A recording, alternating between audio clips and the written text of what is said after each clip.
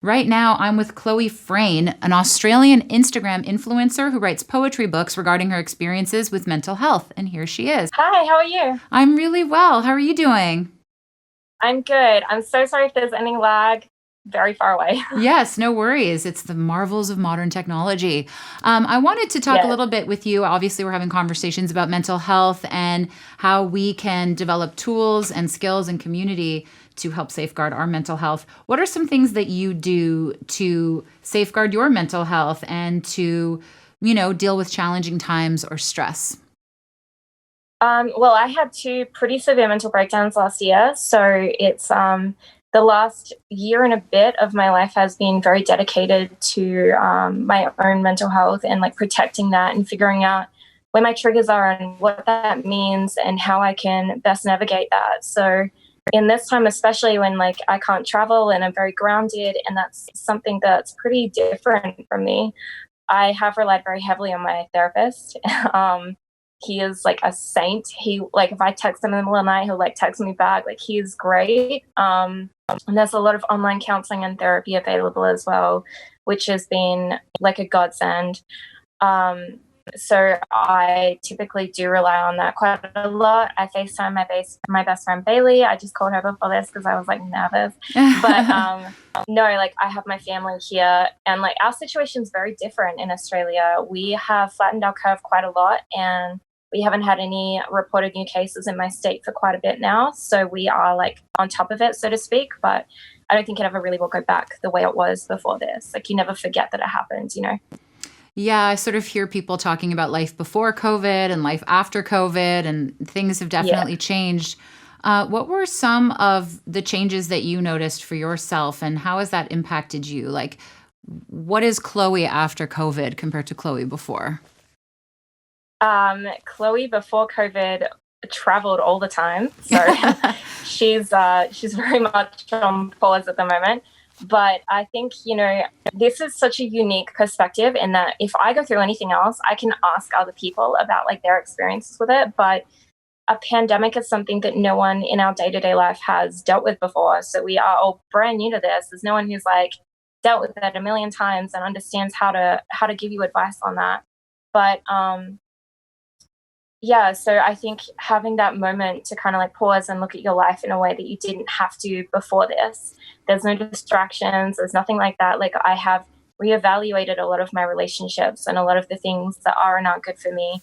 And I think that that's been something that's sort of beautiful to come out of this, is that I can come through it. And on the other side, I can build a healthier life for myself that has less triggers, less negative impacts on my mental health, because you learn your priorities when you go through anything that's a trauma or a hardship, and that's what we're all going through together at the moment. So How has the sort of challenge of being in quarantine and dealing with a global pandemic shaped you creatively? Like, what have you noticed has come out in your work from this?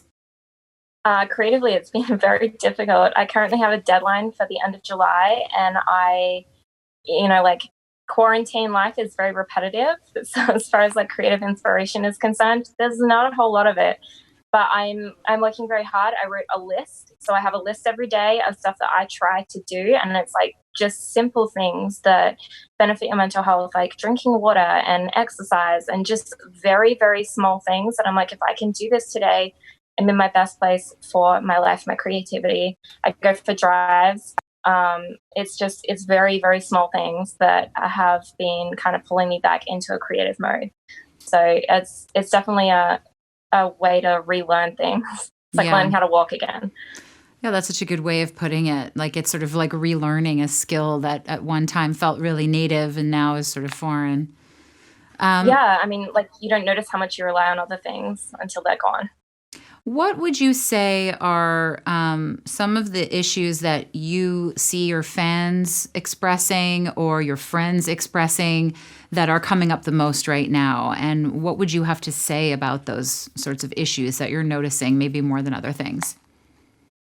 I think like the isolation for a lot of people has had them, again, our situations are so different.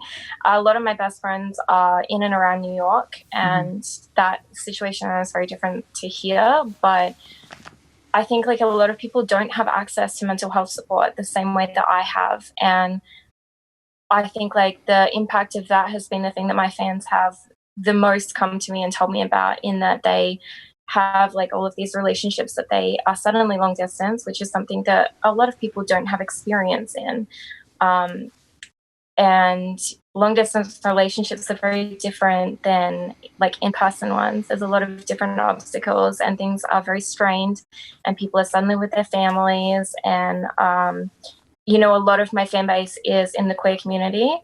I came out a really long time ago, so like I don't have an issue with that, but a lot of them have not come out and are now in their households with their families who do not know that they're gay, and they are completely cut off from the queer community, and they don't have any of that resource available to them to support them, and they are struggling more with being closeted now.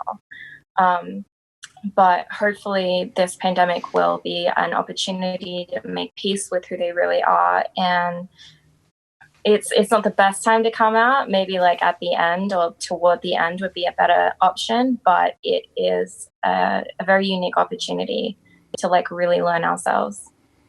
Yeah, that's really well said. Thank you so much, Chloe, for joining us. We really love having you. We appreciate it. Thank you. Good luck. Thanks.